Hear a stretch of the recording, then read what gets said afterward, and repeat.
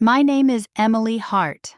I'm 31 years old, and the night I found out the man I loved was already married was the same night he dropped to one knee and asked me to be his wife.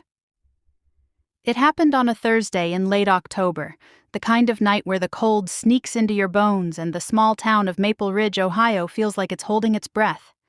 I remember thinking the sky looked bruised, a heavy purple fading into black, like it knew something I didn't. We were in his truck, pulled over near Lake Merritt, a place where teenagers went to drink cheap beer and adults pretended their lives hadn't turned out smaller than they expected. The wind carried that sharp, metallic smell of winter coming. I sat in the passenger seat, my hands wrapped around a lukewarm cup of gas station coffee, because I'd forgotten my gloves again.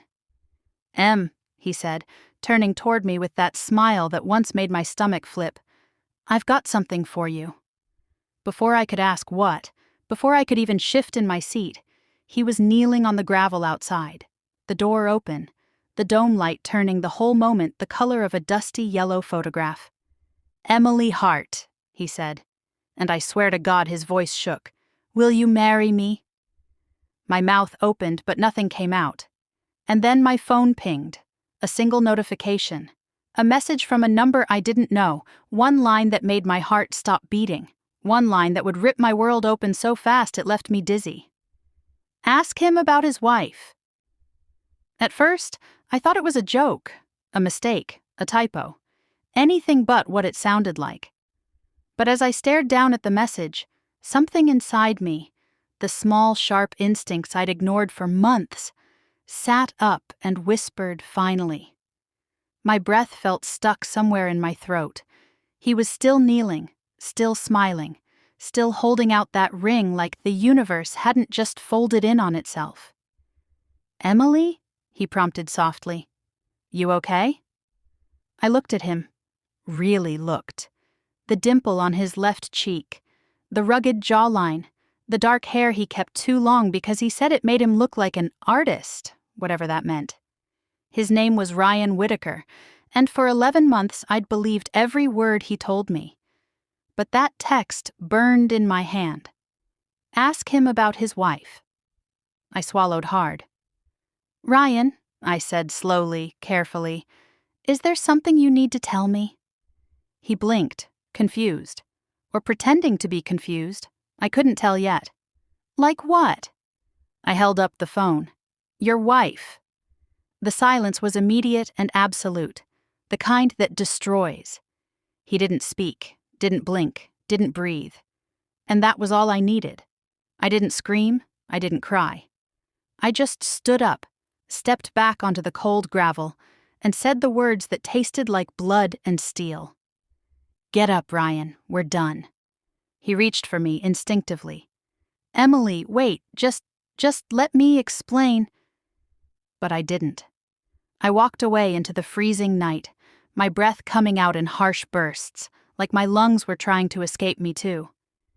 And as I climbed into my own car and locked the doors, my hands shaking so violently I could barely put the keys in the ignition, another text came through. "If you want the truth, meet me tomorrow, 10 a.m., the Silver Finch Cafe." Don't tell him you know. That's how this story starts, but it's not how it ends. Because I didn't just find out the man I loved was married. I found out he was dangerous. And I found out I was stronger. Much stronger than he ever imagined. When I walked into the Silver Finch Cafe the next morning, the world felt like it was tilting sideways. The cafe was crowded with locals, Maple Ridge firefighters grabbing pastries, teachers from the high school grading papers over lattes, old men playing dominoes and arguing about the Cleveland Browns. But my eyes zeroed in on the woman in the back corner. She had long chestnut hair tucked into a black coat, her hands wrapped around a mug she hadn't taken a sip from. She looked exhausted, not the kind of tired you get from lack of sleep, the kind that settles deep in your bones, the kind that comes from betrayal. When she saw me, she stood. "Emily?" she asked. I nodded. She exhaled softly. "I'm Sarah. I'm Ryan's wife." The world went quiet for a moment. I sat, mostly because my legs felt unreliable. She offered a sad smile, compassionate but broken. "I'm sorry you had to find out like that," she said. How long? My voice sounded flat, like someone else was speaking through me. 8 years, she said. We've been married 8 years. 8. My stomach twisted. And you're still together? I asked. She hesitated. Technically, yes, but emotionally, I don't know. I found out about you 3 months ago. Heat flooded my face. 3 months? And you didn't say anything? Her expression softened and she lowered her voice.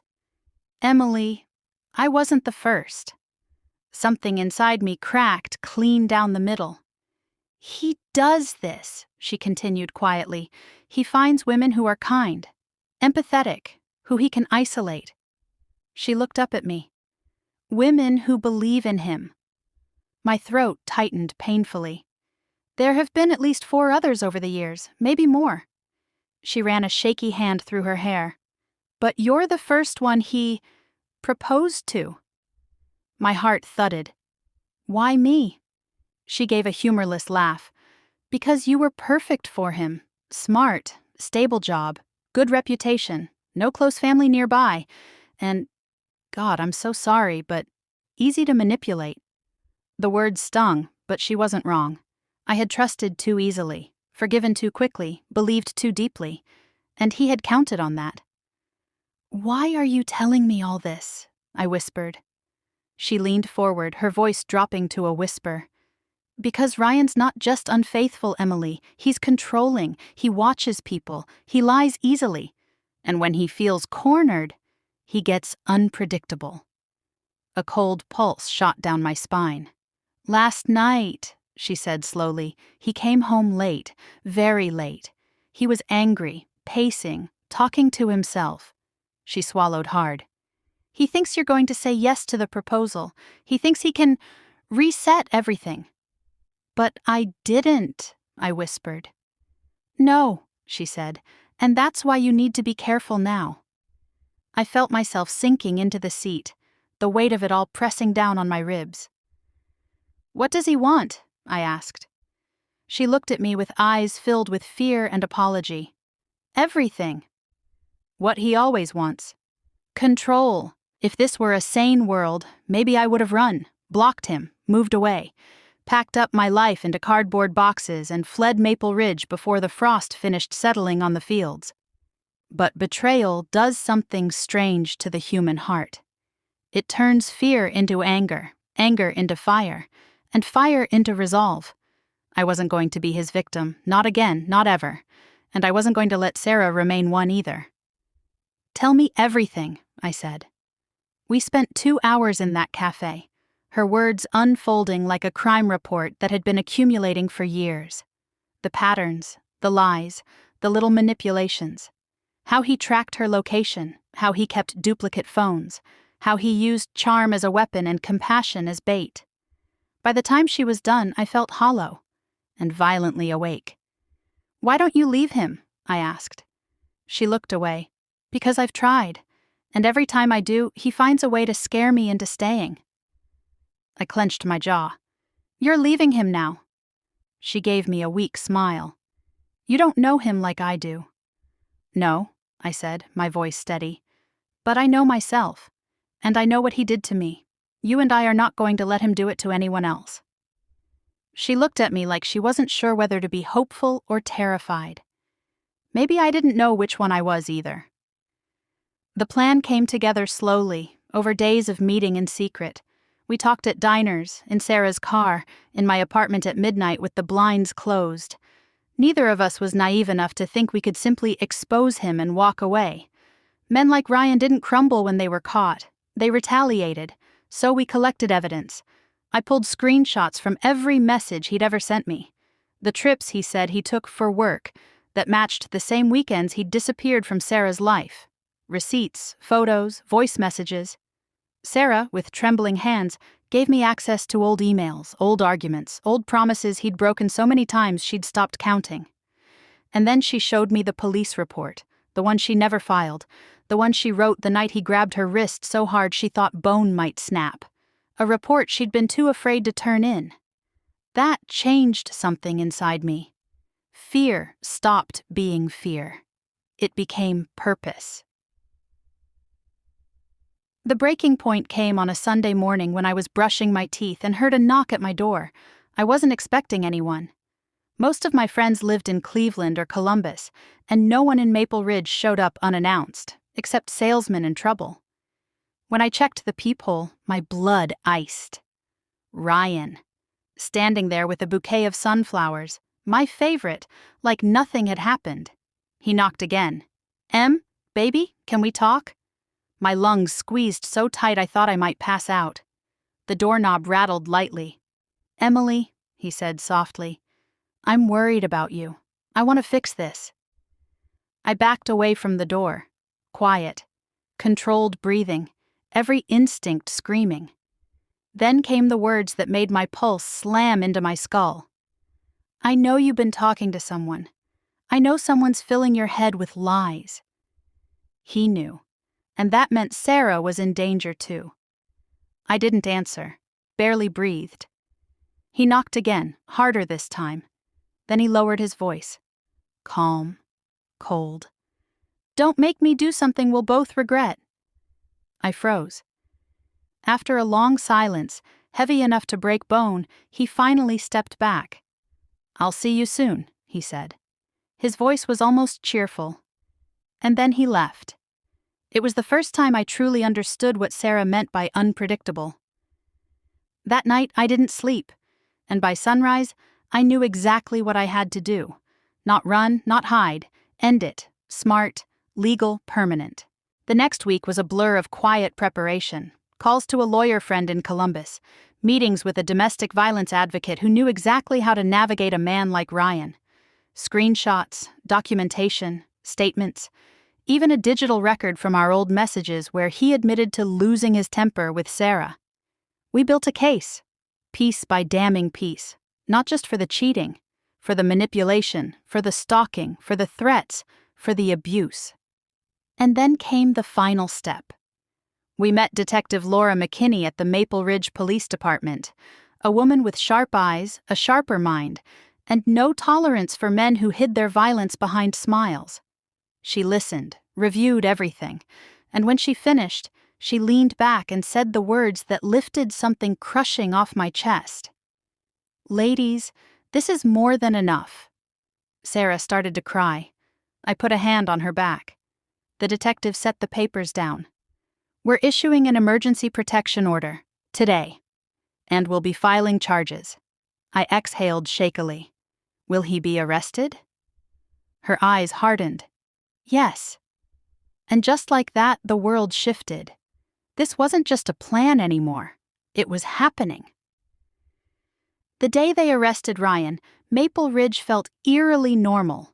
Kids waiting for the school bus, people scraping frost off windshields, the smell of wood smoke drifting from chimneys. Ordinary life, moving like nothing monumental was unfolding beneath the surface. But I stood with Sarah across the street from his house as two patrol cars pulled up. Detective McKinney approached the door, her voice firm, authoritative. When Ryan stepped outside, confusion crossed his face, followed quickly by outrage. "What the hell is this?" he demanded.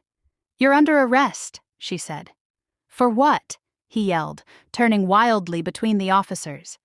And then his eyes locked onto me. For a moment, time stopped.